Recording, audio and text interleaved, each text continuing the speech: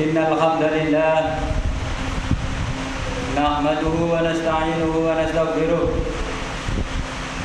ونعوذ بالله من شرور أنفسنا ومن سيئات أعمالنا من يهد الله فلا مضل له ومن يضلل فلا هادي له أشهد أن لا إله إلا الله وحده لا شريك له وأشهد أن محمدا عبده ورسوله لا نبي بعده اللهم صل وسلم وبارك على سيدنا محمد بن عبد الله وعلى آله وأصحابه ومن والاه ومن اتبعه لا حول ولا قوة إلا بالله أما بعد فيا أيها الناس اتقوا الله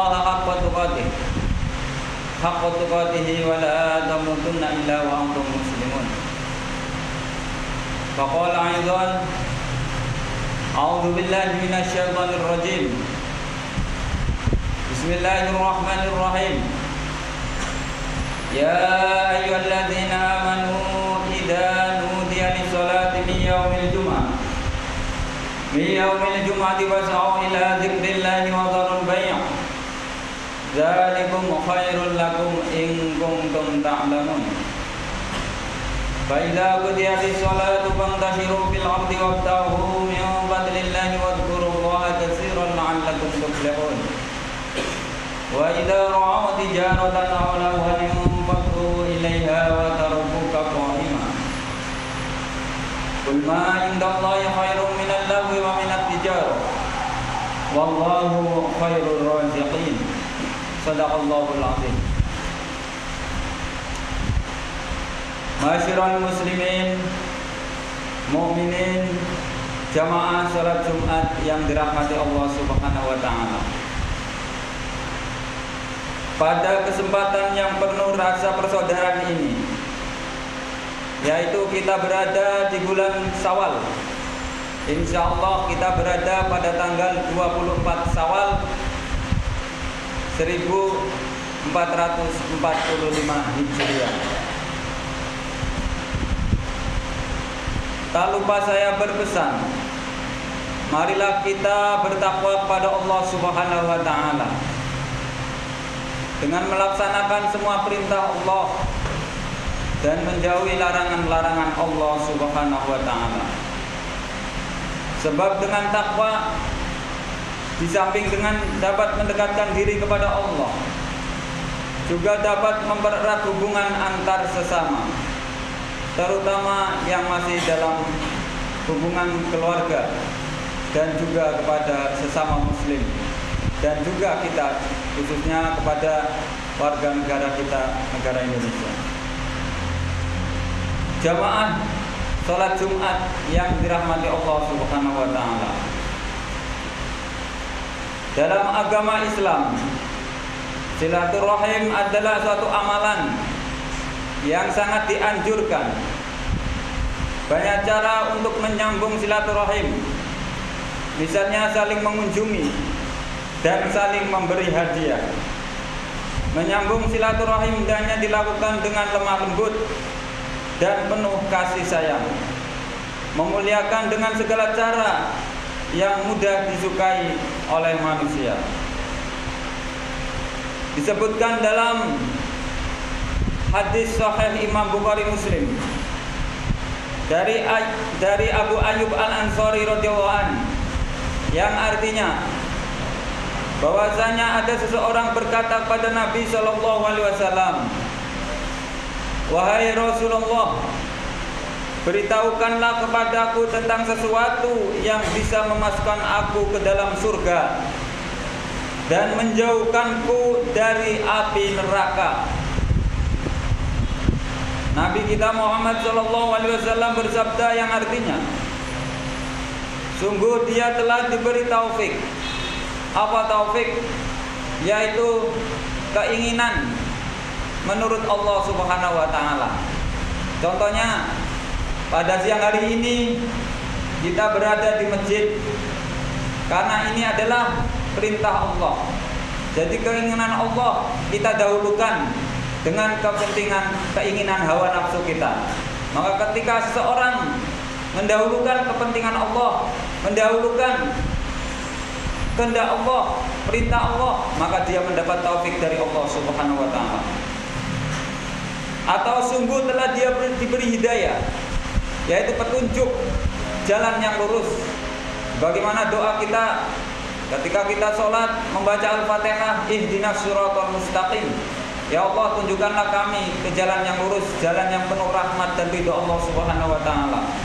Itu adalah suatu hidayah.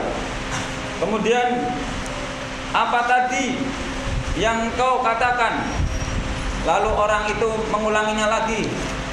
Yang bertanya itu kepada Rasulullah. Setelah itu Nabi bersabda, engkau beribadah kepada Allah dan tidak menyekutukannya dengan sesuatu apapun, menegakkan sholat, membayar zakat, dan engkau menyambung silaturahim atau silaturahmi. Setelah orang itu pergi, Nabi bersabda, jika dia melaksanakan apa yang kuperintahkan, pastilah dia masuk surga. Jamaah salat Jumat yang dirahmati Allah Subhanahu wa taala. Rasulullah sallallahu alaihi wasallam pun bersabda dalam hadis yang lain, man ahabba ayyubsata lahu fi rizqihi wa an yunsa lahu fi asarihi falyasil rahimah. Barang siapa yang senang ingin dilapangkan rezekinya dan dipanjangkan umurnya, maka hendaklah dia menyambung tali silaturahim. Hadis ini diriwayatkan oleh Imam Bukhari Muslim atau hadis sahih muttafaqun alaih. Jamaah salat Jumat yang dirahmati Allah Subhanahu wa taala. Amat disayangkan, ternyata ada sebagian orang yang tidak mau menyambung silaturahim dengan kerabatnya, kecuali apabila kerabat itu mau menyambungnya. Itu bukan silaturahim. Yang namanya silaturahim yaitu menyambung sesuatu yang putus. Nabi SAW bersabda, orang yang menyambung silaturahim itu bukanlah yang menyambung hubungan yang sudah terjalin. Akan tetapi orang yang menyambung silaturahim ialah orang yang menjalin kembali hubungan kekerabatan yang sudah putus. Hadis riwayat muttafaqun alaih atau Imam Bukhari Muslim. Allah Subhanahu wa taala berfirman dalam surat Muhammad ayat 22 sampai 23. A'udzu billahi minasyaitonir rajim. Bismillahirrahmanirrahim. Fahal 'asaitum in tawallaitum an tufsidu fil ardi wa tuqatti'u arhamakum. Ulaika allazina la'anahumullahu fa'asammahum wa a'ma absarahum. Yang artinya, maka apakah kiranya jika kamu berkuasa, kamu akan membuat kerusakan di muka bumi dan memutuskan hubungan kekeluargaanmu. Mereka itulah orang yang dilaknati Allah dan ditulikannya telinganya, mereka dibutakannya penglihatan mereka. Quran surat Muhammad ayat 22 sampai 23. Begitulah pentingnya silaturahim dalam Islam, sehingga diposisikan sebagai amal yang paling cepat mendatangkan pahala dan kebaikan. Tidak hanya itu, dengan melakukan silaturahim secara tidak langsung kita sedang membangun jaringan. Seperti yang kita tahu, jaringan adalah sesuatu yang sangat vital dalam kehidupan sosial. Jamaah salat Jumat yang dirahmati Allah Subhanahu wa taala. Marilah di bulan Syawal ini yang tidak lebih kurang 6 hari lagi, dan insya Allah pada hari Jumat ini, yaitu Jumat terakhir di bulan Syawal 1445 Hijriah, kita saling bersilaturahim dengan sanak famili, saudara jauh dan saudara dekat, walaupun liburan telah usai. tidak berarti silaturahim telah usai. Karena anjuran silaturahim itu tidak ada batas pada waktu tertentu, kapan saja.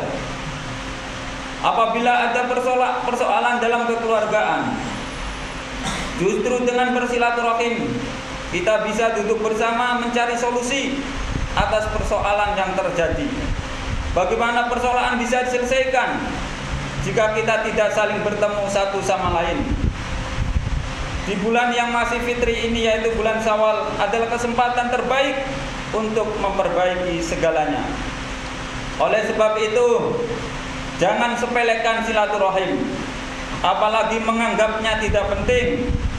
Barang siapa yang menolak dan membenci anjuran dan nasihat agama yang jelas-jelas ada dasar syariatnya, berarti dia pengikut setia hawa nafsunya yang menyembunyikan dendam, egoisme, dan kepentingan pribadinya dengan sejumlah alasan.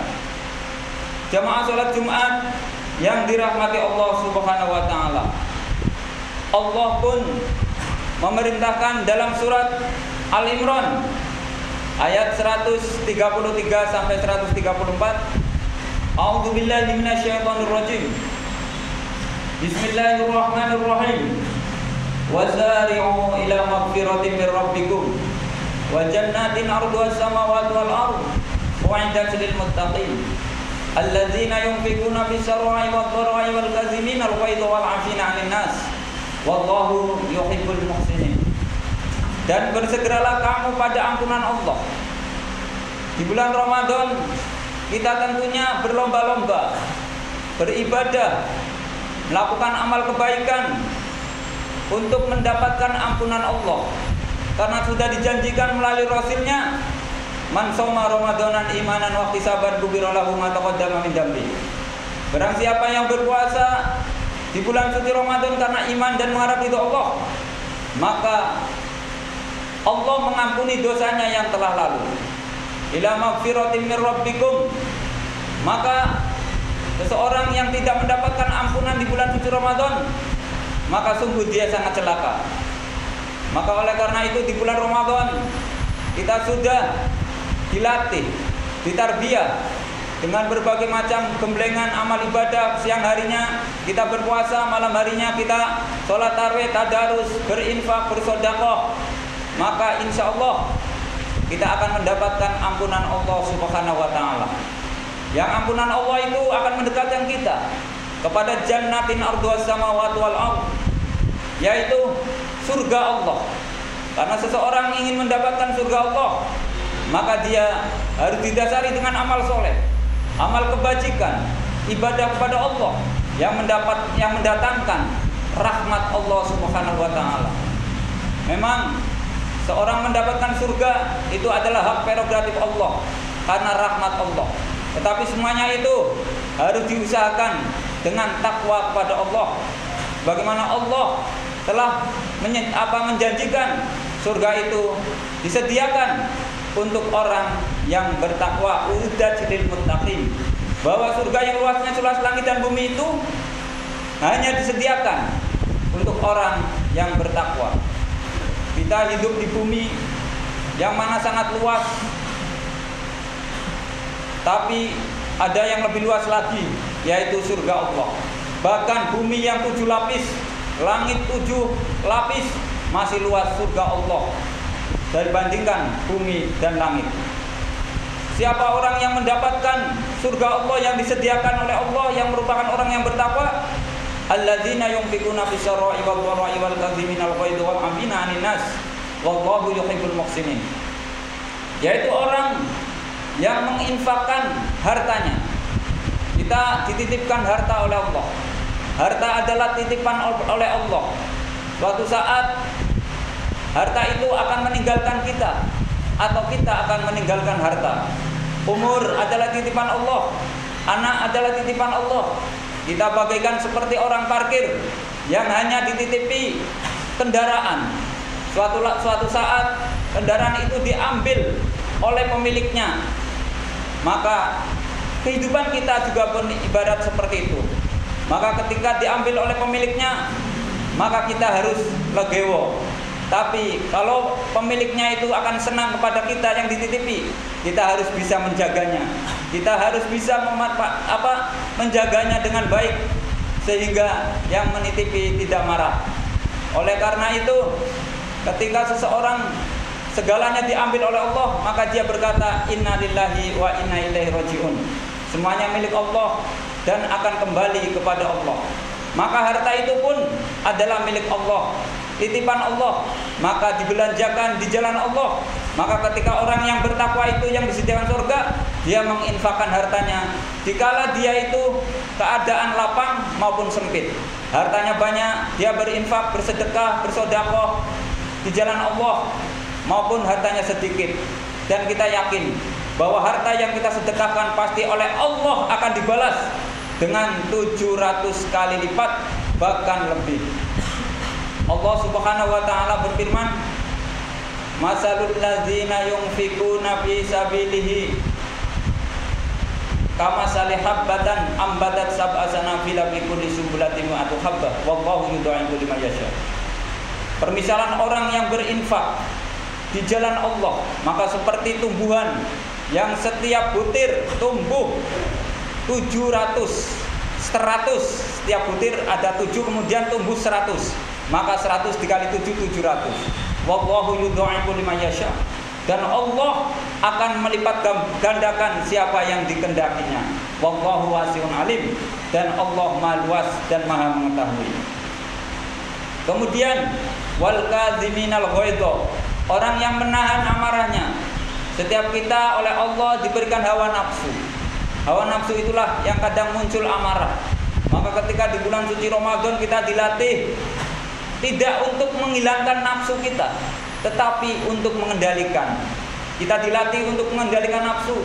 Karena nafsu itu kalau tidak dikendalikan bisa menjadi hal yang sangat bencana, bisa menyebabkan bencana karena di luar kontrol kita. Dan nafsu itu biasanya dikuasai oleh setan. Maka ketika kita marah, kita baca istighfar, kita berwudu.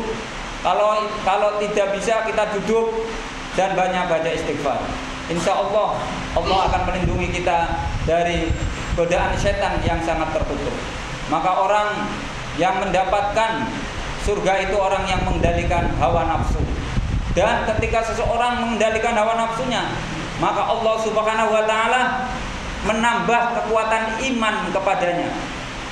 Rasulullah termasuk orang yang paling hebat yang dapat mengendalikan nafsunya, hawa nafsunya. Bahkan musuh pun dia menjadi teman. Suatu ketika ada suatu peristiwa, yaitu Sayyidina Ali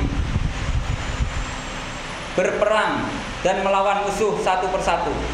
Ketika musuh itu sudah dikalahkan oleh Sayyidina Ali, tinggal ditebas lehernya, musuh itu pun meludahi Sayyidina Ali. Maka Sayyidina Ali tidak jadi membunuh musuhnya itu, karena Sayyidina Ali takut kalau dia membunuh berdasarkan nafsunya. Kemudian orang kafir itu berkata, "Hai Ali, kenapa tidak jadi kamu bunuh saya? Padahal saya sudah tidak mampu lagi untuk bertahan, sudah pasrah. Saya tidak akan membunuhmu karena nafsu, tapi saya berperang karena Allah Subhanahu wa taala." Mendengar perkataan itu, orang itu pun akhirnya masuk Islam seketika. Inilah suatu hidayah dari Allah Subhanahu wa taala. Maka Islam mengajarkan agar bisa mengendalikan amarah, kecuali marah yang sudah oleh Allah dibenarkan. Ketika agama kita dilecehkan, nabi kita dilecehkan, mungkin orang tua kita dilecehkan, tetapi itu pun ada suatu rambu-rambunya agar kita tidak sewenang-wenang, agar kita bisa terkontrol dan tidak merugikan banyak orang dan juga tidak merugikan orang yang tidak bersalah. Kemudian orang yang mendapatkan surga yang oleh Allah Subhanahu wa taala disiapkan, surga termasuk orang bertakwa, yaitu wal afina anin nas, yaitu orang yang selalu memaafkan kesalahan antar satu dengan yang lainnya. Kita ini manusia, tidak lepas dari salah dan dosa. Maka kita sebaiknya apabila kita punya salah, kita saling memaafkan. Dan orang yang memaafkan pun tidak rendah, malah justru dia memaafkan kesalahan orang lain, maka dia sangat mulia. Sampai Rasulullah ketika mau wafat pun dia mengumpulkan sahabatnya. Maka ketika itu Rasulullah mengumumkan siapa yang pernah saya sakiti. Kemudian ada seseorang yang bernama Uqasah, seorang pemuda, ya Rasulullah, saya dulu pernah dicambuk oleh jenengan. Maka ketika itu Uqasah menuntut balas. Maka ketika itu Uqasah minta tongkat yang pernah dipukulkan kepada Uqasah. Walaupun ketika itu Rasulullah tidak sengaja. Akhirnya diambillah oleh Fatimah putranya di rumahnya. Kemudian Uqasah minta kepada Rasulullah untuk membuka bajunya. Sahabat-sahabat saat itu yang berkumpul merasa sedih dan merasa ingin kalau Uqasah menggantikan jangan kepada Rasulullah seperti Abu Bakar, Sayyidina Umar, Utsman, Ali, dan juga sahabat yang lain. Wahai Uqasah, jangan kau lakukan kepada Rasulullah, lakukanlah pada saya. Kemudian Rasulullah berkata, wahai sahabat-sahabatku yang saya cintai, bahwa engkau Umar, Abu Bakar, Utsman, Ali sudah oleh Allah siapkan surga untukmu. Ini adalah permasalahan saya dengan Uqasah. Maka ketika itu Rasulullah melepas bajunya. Apa yang dilakukan oleh Uqasah? Bukannya Uqasah memukul Rasulullah, tapi tongkat itu dibuangnya dan memeluk Rasulullah SAW. Dan Rasulullah bersabda, inilah Uqasah ahli surga yang kulitnya menyentuh kulitku. Barang siapa yang menyentuh kulit Nabi, maka dia tidak terkena oleh sentuhan api neraka. Masya Allah. Jamaah sholat Jumat yang dirahmati Allah Subhanahu Wa Taala. Itulah pentingnya saling memaafkan dan juga menjaga hubungan silaturahim. Dengan demikian kita akan terjalin hubungan yang baik, yang harmonis. Karena memang kehidupan ini tidak lepas dari permasalahan. Tetapi kita pun berusaha untuk melaksanakan perintah Allah, yaitu dengan menjalin hubungan silaturahim. Jamaah sholat Jumat yang dirahmati Allah, mudah-mudahan Allah Subhanahu Wa Taala senantiasa memberi petunjuk kepada kita dan selalu memberikan suatu hidayah kepada kita, sehingga kehidupan kita, keluarga kita, saudara-saudara kita selalu diberkahi oleh Allah.